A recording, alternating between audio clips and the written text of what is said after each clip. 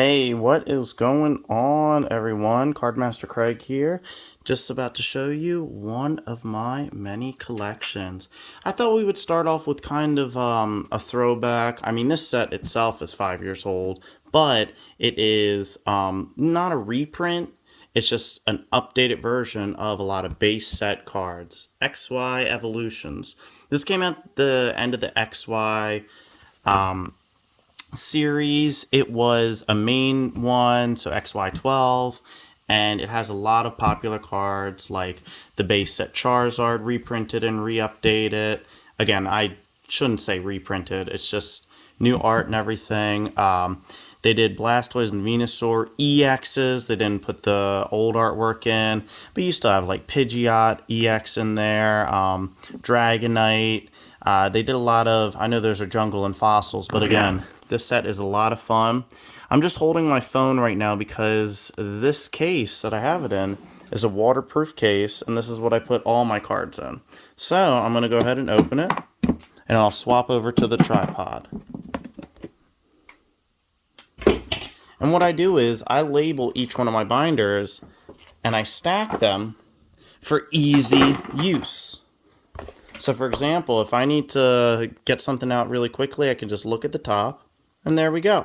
So I'm going to transition over. All right, I got it out of my plastic container, and I'm ready to go. I may need to get a bigger tripod, so just let me know if I need to.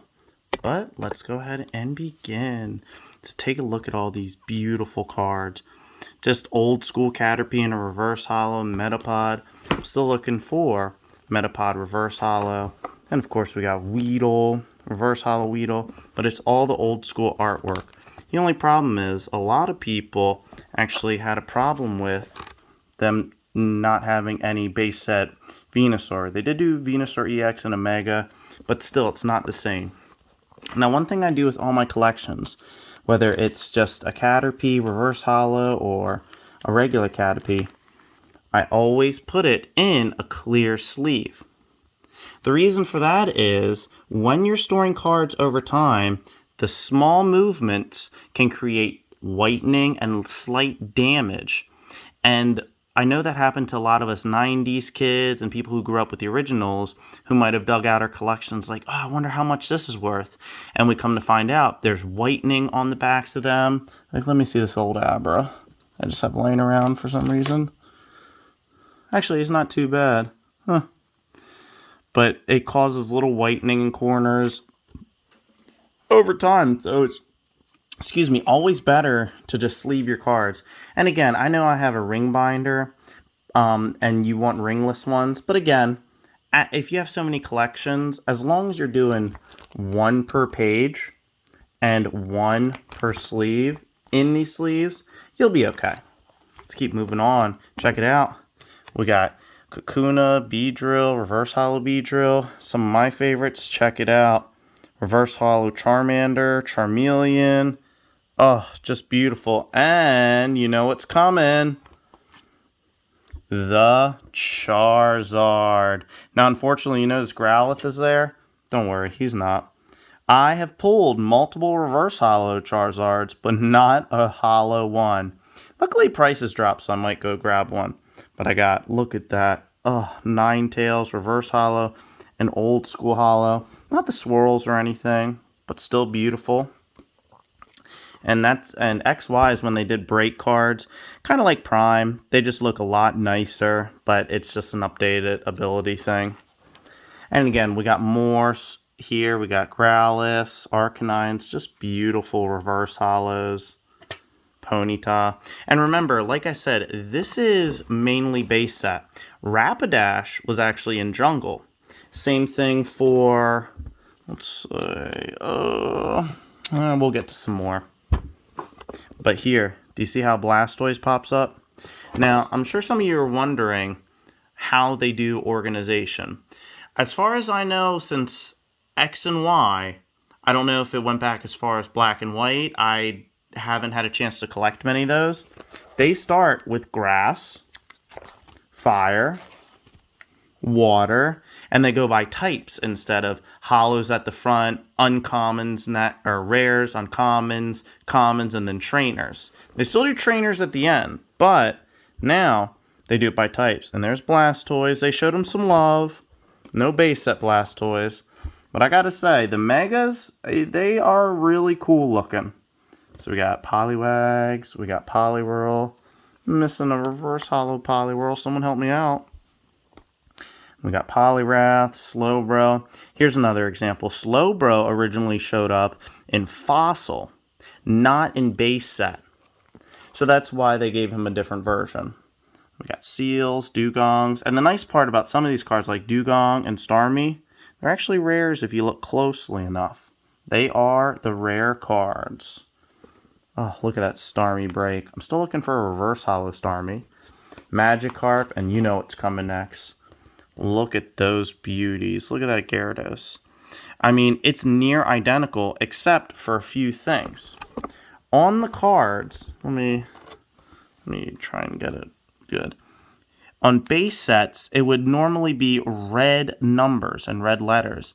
And notice how there's a lot of different text down here. Instead of being up front, or where did they put it? That's right, they just put it right across the bottom, and then they would do weakness, retreat cost, all right above it. They put in a little box, and they up the damage and everything so they could make these cards playable. Because again, these were cards that were a main set, meaning not only were they good for collectability, of course, but they were meant to be playable, because at the end of the day, cards that Pokemon release want to be used in the game. Of course, you know, you have sets like Champion's Path where there might be a few competitive cards, and it's mainly look for the Charizards and Pokemon generations and celebrations that are coming out. That's just going to be collectible. But as a whole, Pokemon wants to release cards that people can play with. Look at these Pikachus. Oh, I love holding on to a bunch of these. Reverse holo Pikachus actually go for a couple of bucks. Anytime you get a Pikachu in any set, hold on to it. Look at that Raichu. Still looking for a holo one. Look at this Magneton. I mean, it's nearly identical base set, except there's no red HP. Nidoking, love it, love it. There were actually two Electrodes. This is the base set one. There's one in Jungle too. Look at that Zapdos. Look at that. Oh my god, just beautiful. And it's so much nostalgia. And these cards were playable in their era. Now again, power creep has hit very hard since tag teams and now VMAXs, but these were playable. Reno, look at that Nidoking and Mewtwo. Oh, Mewtwo's on the other side. Oh, that's right. This is a Nidoking break. I was like, what goes right here? I got a Ghastly, Haunter, no Gengar, and no Hypno because they were fossil. Coughing, there's Mewtwo. And again, what this set did too, instead of having a holo and then like a rare reverse holo, they decided, well, Mewtwo, you're just going to be rare and you come in reverse holo. And I'm sure you noticed that with some others. Now, I know you used to be able to get a holo Mewtwo in base set, but they do things like this instead, like EX. Very fun card. Now, that base doesn't evolve into this. This is just a playable card on its own, but still. One of my all-time favorites. Look at the reverse holo Mew. Now, I actually do have a couple XY cards. They are in gradings, or card savers. Let me see where they are. Let's see if I can pull them out for you really quick.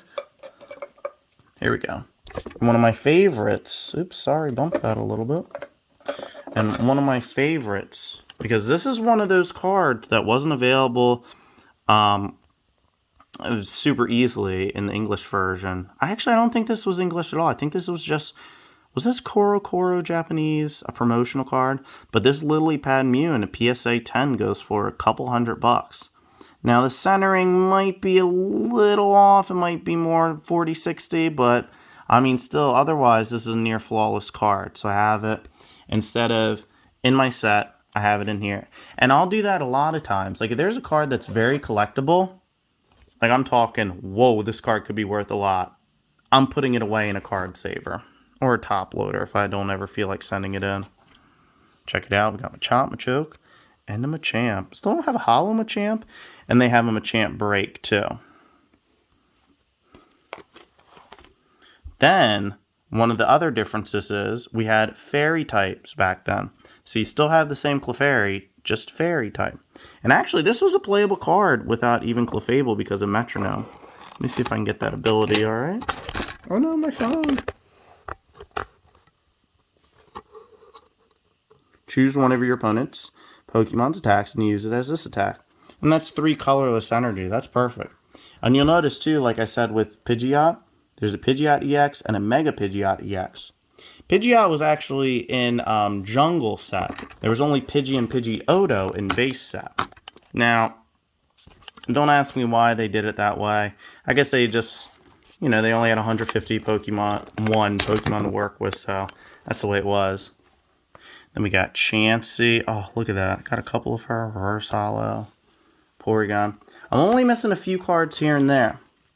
Look at that Dragonite EX up there. Fossil. Regular Dragonite. But notice how I leave space. Just the plain card, Reverse Holo. Plain card, Reverse Holo. And again, that's just one way to collect. You don't have to do it this way.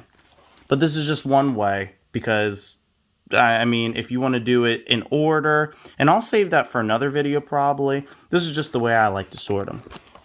Then we get to the full arts. Oh, look at these. Mewtwo EX full art. Same thing, just, oh, beautiful artwork.